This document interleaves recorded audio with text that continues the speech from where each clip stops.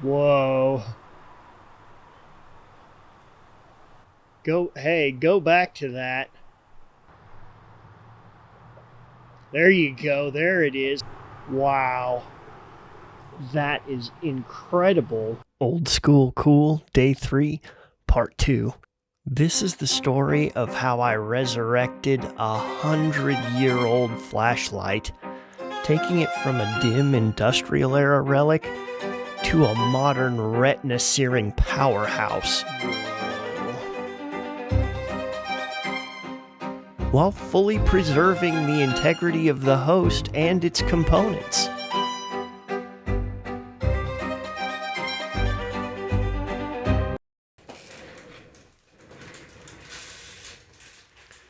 I need to figure out what I want the beam to look like.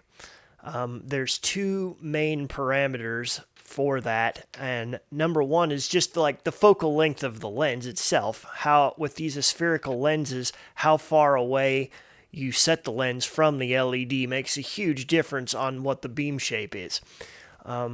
Second is, of course, the choice of LED. Unfortunately, with the factory lens, the beam is super wide. It's not much more collimated than a mule, which is where you don't use a reflector or a lens or anything. It's just the LED. That's not really the shape I'm looking for. If I use this taller lens, it does tighten up the beam quite a bit, which I like. But I think my first choice for lenses is going to be this tiny one that I got from Ashley Horton.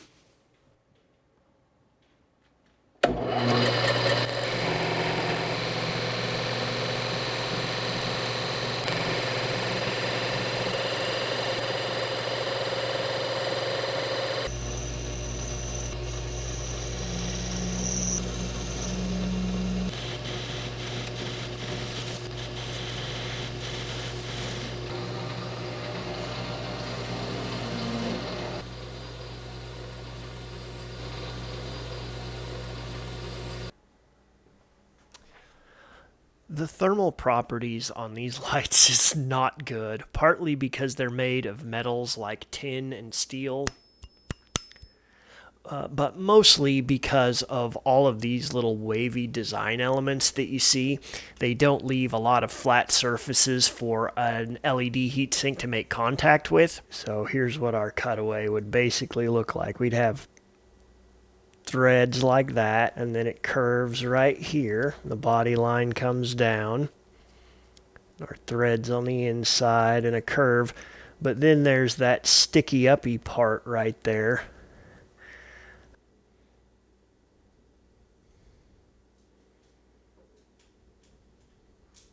The heat sink's going to come down in here, along here, and then it's going to come all the way down in the body.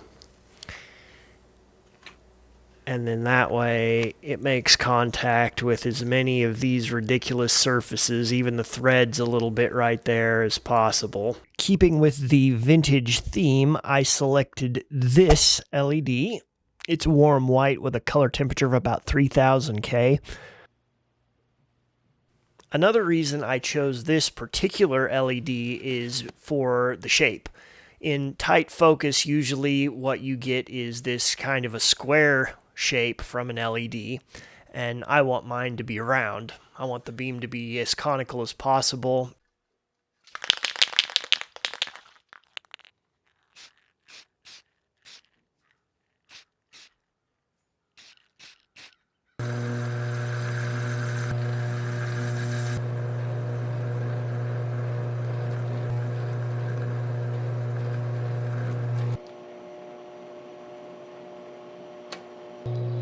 Rather than using a tiny retaining ring to hold the driver in place, I made this long, thick battery tube that fits our 18650 and will hold the driver in place.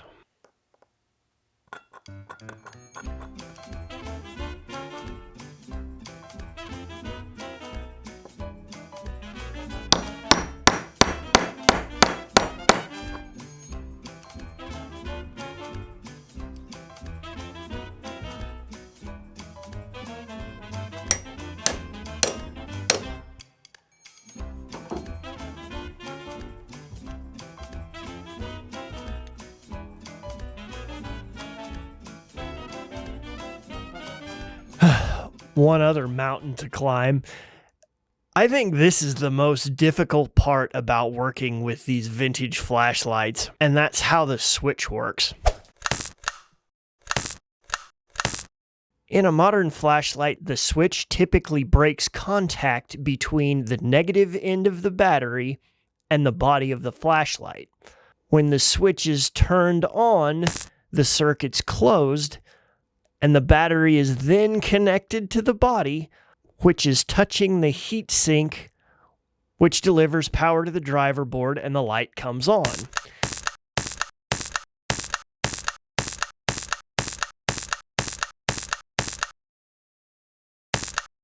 In the case of vintage lights, the circuit is not broken between the battery and the body.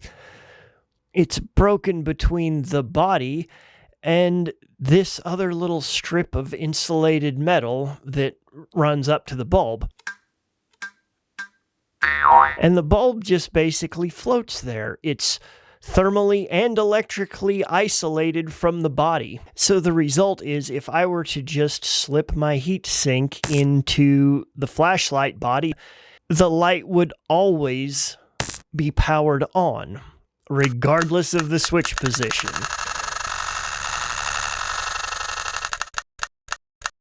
Luckily, in the case of this Highlight 2C flashlight, the center portion of the body is made of a composite material, which means the metal head of the light is not electrically connected to the rest of the body. As long as I keep the heatsink from making contact with that strip of metal along the spine on the lower half of the body, the switch will function perfectly. All I needed to do in this case was machine the body tube down a little bit smaller and then sleeve it with acetal and then trim the acetal down to the proper size.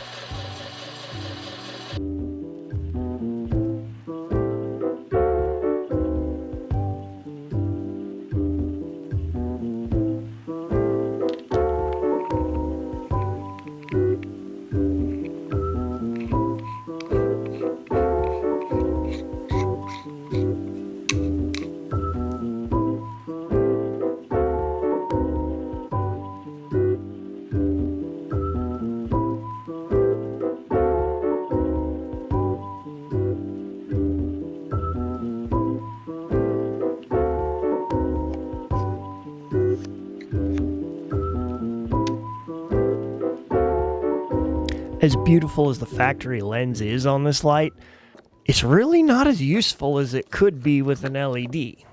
The focal length on it was really long, and I didn't want to push the LED down inside the neck of the light any further than it already was, so I'm really not very happy with that. I mentioned earlier the Horton lens that gives us this beam. It gives us crystal sharp focus and long range, which I like. But the real reason I chose this smaller lens is this. If there's one characteristic that says old school cool to me, it's that classic funnel-shaped beam. You know, like on old cartoons. To do this, I made an extension that slides in and out at the bezel end. It looks balanced and almost like it came from the factory that way.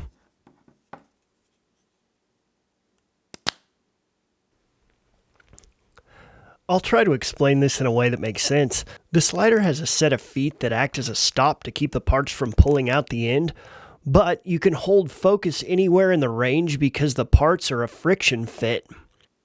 The bezel of the light holds the outer rim of the slider.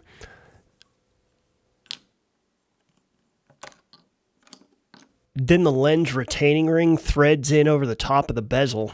I made that countersink in the retainer so that I could extend the focal range while still keeping a low profile overall.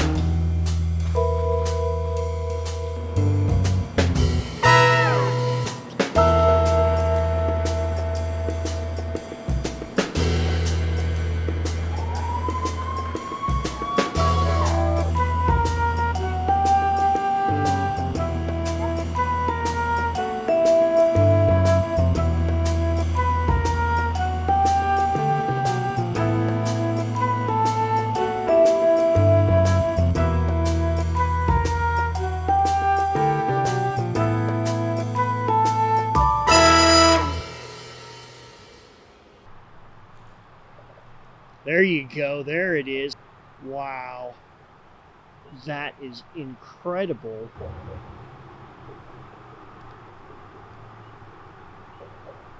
Wow. See what I mean? And look at the stripes on the tree. Yeah, Looks well, like Christmas lights. it's going to blow your mind when you see what the footage looked like from the other direction.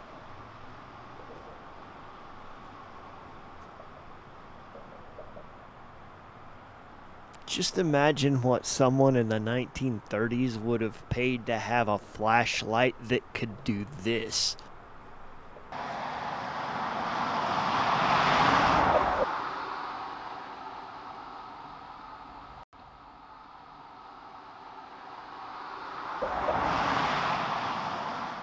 This is one of my all-time favorites because it not only has that vintage look and the history to back it up, but it also has every function I wanted it to.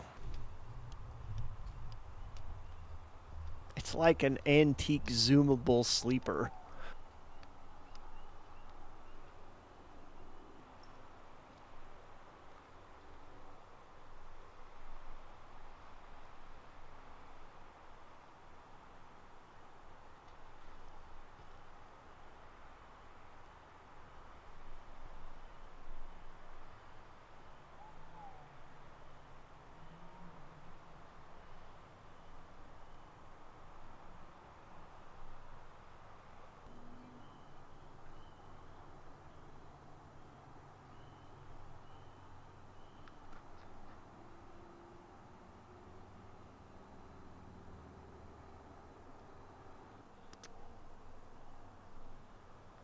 The effects I can create with this flashlight are really satisfying to me. When I walk through the darkness with this light, it feels like an extension of my body. Like a long sword that I can reach out and touch things with.